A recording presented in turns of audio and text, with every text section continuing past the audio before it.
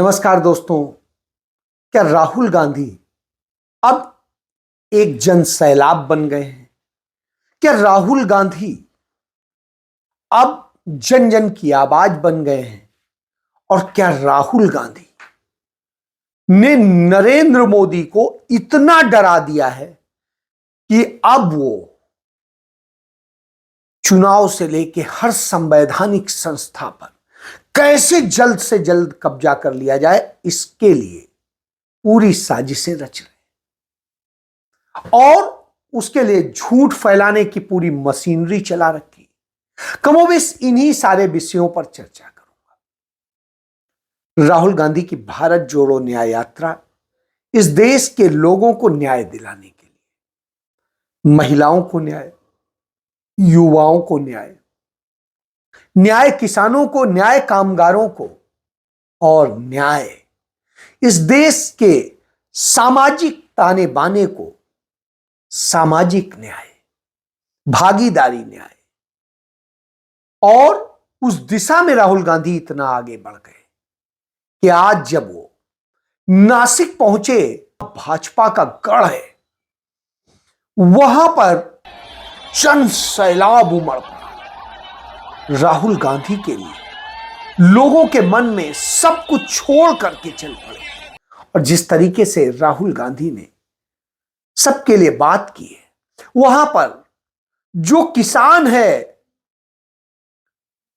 प्याज का, आलू का, वो किस तरीके से उनके साथ में आकर के खड़ा हो रहा था और कह रहा था, यह उम्मीद जता रहा था कि अब आने वाले वक्त में निश्चित रूप से उन्हें न्याय मिलने वाला है, उन्हें कीमत मिलने वाली है। राहुल गांधी के इन बोलबानी का असर यह है, इस न्याय का असर यह है कि आज दिल्ली में किसान दहाड़ रहा था। रामलीला मैदान में जो साजिश रची थी मोदी सरकार ने, वह यह रची कि पूरे रामलीला मैदान में उसने सीवर का पानी छोड़वा दिया, जिससे किसान वहां अपनी महापंचायत ना कर सके। लेकिन किसान जुटा, महापंचायत भी की और उनके साथ में महिलाओं ने जमकर भागीदारी की। वो महिलाएं जो किसानी परिवार से हैं, जो किसानी में सहयोग करती हैं, वो भी जुटी और आज पूरा रामलीला मैदान बार बार मोदी को तस्वीर दिखा रहा था, उनके झूठ को दिखा रहा था। और वही नरेंद्र मोदी तमाम साजिशें रचने में लगे थे, वन नेशन वन इलेक्शन और तमाम चीजें। वो इसलिए क्योंकि उन्हें तमाम तरह के डर है, इसलिए वो बीच बीच में कोई ना कोई शगुफा आता रहे। जैसे ही कोई मुद्दा आता है, जैसे ही कोई बात होती है, वैसे ही ऐसे शगुफे छोड़ते। राहुल गांधी जब गुजरात में थे, गुजरात में जिस तरीके से राहुल गांधी के साथ जन सैलाब उमड़ा, किसी को उम्मीद नहीं थी कि गुजरात में ऐसा समर्थन मिलेगा। लेकिन लोग उमड़े, उनके साथ आए, उनके लिए खड़े हुए। भारतीय जनता पार्टी की हालत बिगड़ी। उसने कांग्रेस के कुछ चुगे हुए लोगों को अपने में शामिल करा के एक नैरेटिव बनाने की कोशिश की, लेकिन कोई फर्क नहीं पड़ा। जनता है, वो सिर्फ राहुल गांधी का चेहरा देख रही थी और वो लगातार उनके साथ में उस तरह से जुड़ रही थी। फिर जब चुनाव आयोग ने को निर्देश दिया गया, एसबीआई को निर्देश दिया गया, सुप्रीम कोर्ट ने फटकार लगाई कि आप यह डाटा रिलीज कीजिए, बताइए चुनाव बांड किसने लिया, किसको दिया, कहां गया पैसा, किसका पैसा है, तो हालत बिगड़ी और उस खबर को दबाने के लिए सीए एनआरसी का ड्रामा किया गया। और जो सीए लाने किया गया, जिसका कोई मोल मतलब नहीं, और लग रहा था कि इससे शायद मुस्लिम समुदाय भड़केगा, लेकिन उसने बड़ी खामोशी था और उसकी खामोशी ने इनके नैरेटिव को तोड़ दिया। उसके बाद इन्होंने दूसरे और ड्रामे शुरू किए।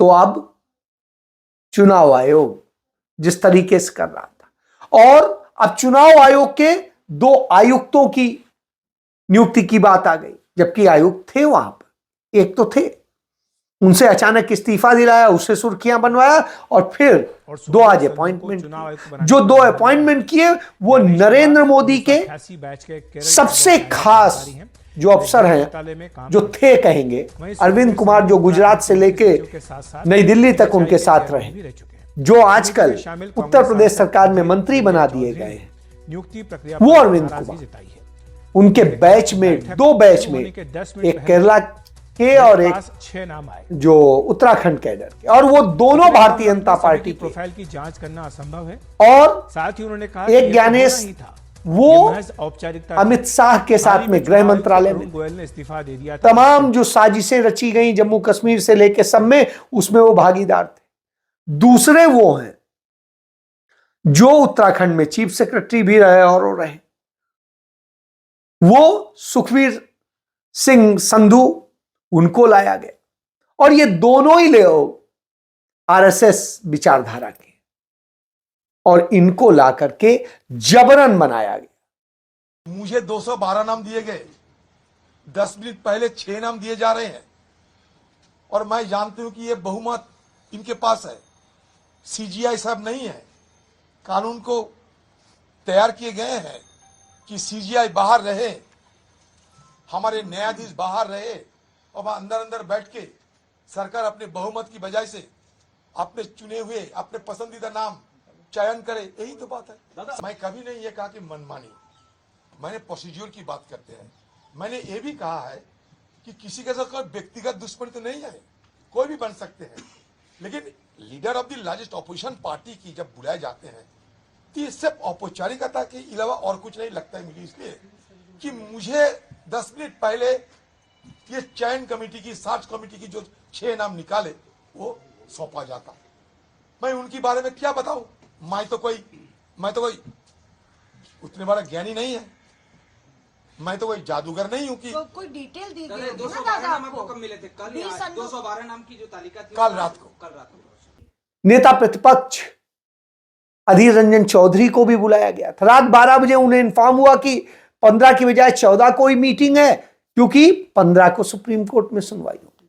तो आनन फानन में मीटिंग बुलाई गई, सारी साजिश रची गई, क्योंकि पहले से ही तय था किसको बनाना है, क्या करना है। आप आपत्ति दर्ज कराते रहिए, यह खेल हुआ। जो पूर्व राष्ट्रपति हैं रामनाथ कोविंद, वो जाकर के राष्ट्रपति द्रौपदी मुर्मू को जाके रिपोर्ट सौंपते हैं। आप सोचिए कितना बड़ा प्रोटोकॉल का उल्लंघन है।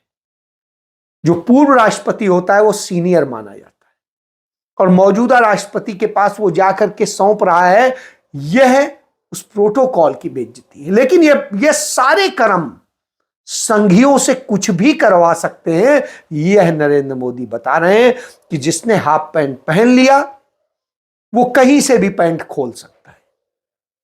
वही देखने को मिला। जिस तरीके से उसमें चुने हुए इन्हीं के लोग थे, वह भी सबने देख लिया। एक व्यक्ति जो अब रह नहीं गया था, न राज्यसभा में नेता है, न कहीं नेता है, उसको यह कह के कि वो पूर्व प्रतिपक्ष के नेता हैं राज्यसभा के, इसलिए शामिल कर लिया गया, गुलाम नबी आजाद, जो असलियत में आज भाजपा के टाउट है। इन सारी बातों से आप समझ सकते हैं खेल क्या है।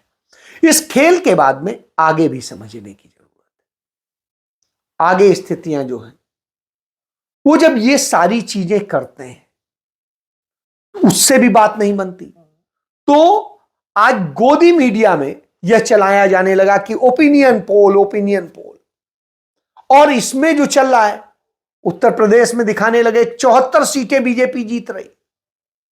और जब इसी को लेकर के गोदी मीडिया का चैनल एबीपी वहां पर सर्वे का लोगों से बात कर रहा था, तो उसमें जब लोगों से उसने बात की तो लोगों ने कहा क्या है ये सरकार, ये तो नौकरी कहाँ मिल रही, केवल पेपर लीक हो रहे हैं। नौकरी भी मिलेगी कि नहीं मिलेगी, पेपर लीक हो रहा है, नौकरी कहाँ मिल रही है, पैसा लगा के पढ़ रहे हैं, वो भी नहीं मिलने वाला है पैसा। उसमें पर्चा लीक बड़ा मुद्दा है, बार बार ये बात सुनने का। आप बताइए क्या कहेंगे?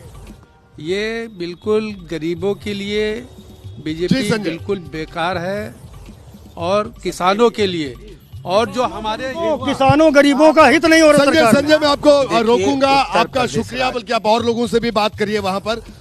बीजेपी को भी उन्होंने जाने क्या भला बुरा कहा और पेपर लीक सरकार बताया और सब कुछ बताया, तो तुरंत एंकर डर गया और उसने कहा नहीं नहीं अब आपसे बाद में आते हैं। क्यों?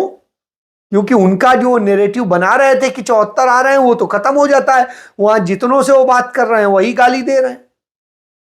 तो इससे आप समझिए कि किस तरह का है। इसके बाद आप आ जाइए,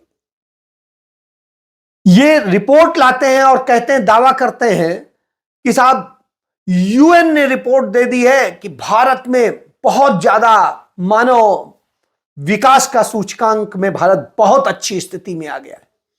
जब हमने उसको देखा कितना आया है तो 193 देशों में 34वें 134 नंबर पे है, यानी इतनी बुरी हालत में।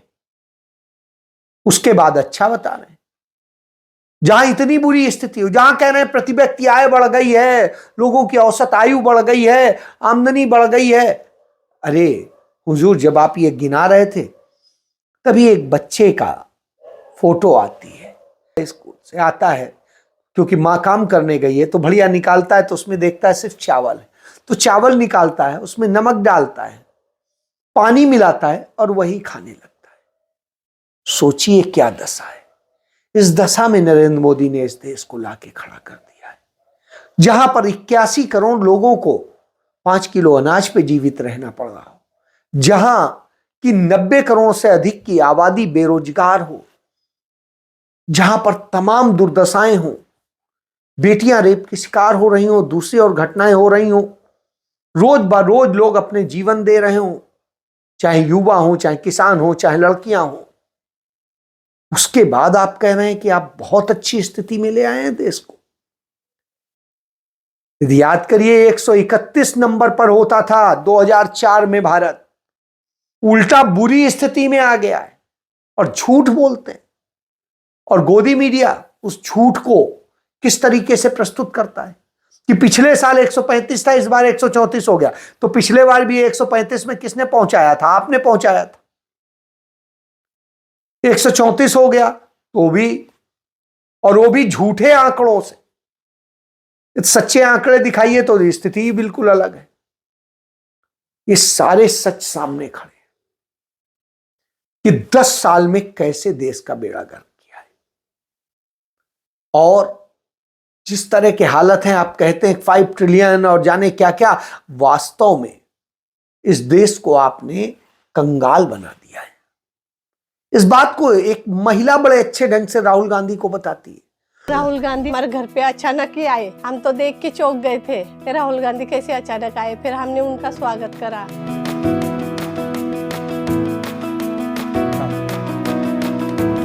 क्या करती हो? बर्तन कपड़े करती हूँ। अच्छा, क्या एक घर में करती हो या 4-5 घर में? तो कब निकलती हो, कब वापस आती हो, थोड़ा बताओ मुझे। सुबह 9 बजे निकलती मैं, तो शाम को 4-5 बजे आती घर। कोरोना में क्या किया आपने? कोरोना में तो कुछ नहीं हुआ, हमारा खाना वही खाया था। और लोगों से मिले थे? हाँ, मिलते, कोरोना हुआ? करने जाते थे, बर्तन कपड़े करने। तो कोरोना नहीं हुआ आपको? नहीं, कोरोना वाले के कपड़े भी धो देते थे हम लोग। बस कुछ नहीं हुआ? हम आदिवासी ना। आदिवासी को नहीं होता? नहीं। क्यों नहीं होता? नहीं होता। अरे होता है, भगवान है। हाँ? भगवान है हमारा। हम छोटे छोटे थे जब ये इधर आते थे ना जीटीबी कॉलेज के ग्राउंड पे। अच्छा, उधर जाते थे हम अच्छा, देखने के लिए। कभी मिली उनसे? मिली ना, दूर से देखते थे, ऐसा हम छोटे छोटे थे। अच्छा, और इधर खानबारे को आते थे जब भी जाते थे हम। अच्छा, आपकी महीने की आमदनी कितनी होती है? मेरे कितने 8-9 हजार आते बस महीने का? महीने वो पुरता ही नहीं मेरे को। तो आपका कितना खर्चा है? ऐसे तो हिसाब नहीं लगाते, महीना भरा का किराना उधार लाते, उधार दे देते हैं। महंगाई बहुत हो जाएगी अभी। गरीब लोग क्या खाएंगे, क्या पिएंगे? हमारे जैसे लोग हाथ पे लाते, पान पे खाते, तो हमारा हम कैसे जिएंगे? घर में अगर कोई बीमार पड़ा तो हमारे पास में पैसे नहीं रहते, तो हम काम वाले से उधार लाते, फिर दवा खाना करते। वो मजबूरी में कोविड के मरीजों के कपड़े धुल रही थी और सब कुछ कर रही थी। क्यों? नहीं तो रोटी कहां से खाएगी? वह भी सुनने और समझने वाला है। इस तरह की दशाएं हो, सारा अन्याय हो रहा हो, तब राहुल गांधी किसानों को देने की बात करते हैं। वो बात करते हैं कैसे किसानों को क्या क्या न्याय दिया जाएगा। क्या न्याय दिया जाएगा बेटियों को, क्या न्याय दिया जाएगा युवाओं को, क्या न्याय दिया जाएगा इस तरह से। इसलिए आज राहुल गांधी आंधी बन गए हैं और नरेंद्र मोदी उस आंधी में तिनके की तरह उड़ते नजर आ रहे हैं। उनके झूठे नैरेटिव किसी काम नहीं आ रहे। वो जो झूठ रचते हैं उस झूठ के कारण बर्बादी की स्थिति है। उधर भारत चीन सीमा पर, भारत चीन पाकिस्तान दोनों की सीमा पर लद्दाख में सोनम वांगचुक बैठे प्रदर्शन कर रहे हैं। ये आज मेरे 9वें दिन के अनशन का खात्मा है और यहाँ पर काफ़ी ठंड पड़ रही है। आज शाम को ही तापमान -5 डिग्री है और जिस तरह की हवाएं यहाँ चल रहा है उसके हिसाब से तो ये विंड चिल इफेक्ट के साथ -9 हो सकता है। और मेरे साथ यहाँ पर करीब 115 लोग खुले आसमान में रात गुजारने वाले हैं। और आज दिन में तो ये जो यहाँ जमा होते हैं एक दिन के अनशन की, उनकी संख्या बढ़कर लगभग 1800 हो गई। और यहाँ पर बहुत से जनप्रतिनिधियों ने, गांव के लोगों ने भाषण दिए। हर एक भाषण में उनकी बेबसी, उनकी आक्रोश झलक रही थी। लोग ये कह रहे थे कि ये सरकार हमें किस गलती की सजा दे रहे हैं। क्या ये कि हमने हर जंग में सैनिकों के साथ युद्ध भूमि में बराबर का हिस्सा लिया। आपको पता है, चाहे 1948 की जंग हो या 62 की या 65 की या 71 की या 99 की या 2020 के, लद्दाख के साधारण नागरिक सैनिकों के साथ स्वयं सेवकों के रूप में बिना 1 रुपया लिए जंग के मैदान में रसद ढोने, गोला बारूद ढोने। यही नहीं, महिलाएं तो अपने घर का खाना पकवान बनाकर उनके लिए ले जाती रही हैं। तो लोग हैरान हैं कि सरकार हमारे साथ ऐसा क्यों कर रही है। -डिग्री में टेम्परेचर है, पानी जम जा रहा है। इतना बड़ा साइंटिस्ट जो देश के लिए गर्व है, उसको यह करना पड़ रहा है।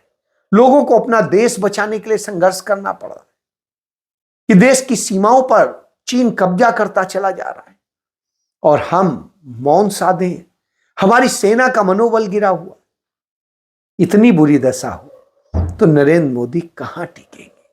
वो सिर्फ झूठ फैला सकते हैं, नफरत फैला सकते हैं। और अब तो डाटा आने लगा है। अब तो चुनाव आयोग ने पब्लिश कर दिया है एसबीआई का दिया गया डाटा। उसमें एक पेज ही आया। उस एक पेज में जो थे, कहीं ऑनलाइन जुआ खिलाने वाले सैकड़ों करोड़ रुपया दे रहे थे नरेंद्र मोदी को, तो कहीं सीरम इंस्टीट्यूट वाले जो कोविड की वैक्सीन बेच करके और धंधा चला रहे थे। और किस तरीके से उन्हें धंधा दिया गया, किस तरीके से ईडी की रेड की गई, किस तरीके से जीएमआर पे रेड की गई और उसके बाद जीएमआर अदानी को दे करके भागना पड़ा उसे। और ऑनलाइन सट्टे वाले का 400 करोड़ रुपया जब्त किया, उसने 100 करोड़ रुपया इन्हें दे दिया और उसके बाद उसका सारा रिलीज हो गया। सीरम इंस्टीट्यूट ही है और बहुत सारे इस तरह की तमाम वो आ रही है कि 400 करोड़ रुपए का तो अभी एक पेज से सबूत मिल रहा है। यदि बाकी पेज भी देखे जाएंगे तो क्या हालात हैं यह भी पता चलेगा। 700 कुछ पेज है और उतने पेज की जब रिपोर्ट की पूरी समीक्षा होगी तो यह ज्ञात होगा कि कैसे नरेंद्र मोदी ने इस देश को लूटा है, इस देश के लोगों को लूटा है और झूठ और नफरत और पैसे के बूते, चंद पूंजीपतियों के बूते आपको, आपके लोकतंत्र को, आपके भविष्य को, सबको बर्बाद किया है। इसीलिए राहुल गांधी को लड़ना पड़ रहा है, इसीलिए राहुल गांधी को न्याय यात्रा करनी पड़ रही। और अब यह न्याय यात्रा सचमुच इस देश में न्याय करेगी, बदलाव लाएगी, यह तय दिखता है। जय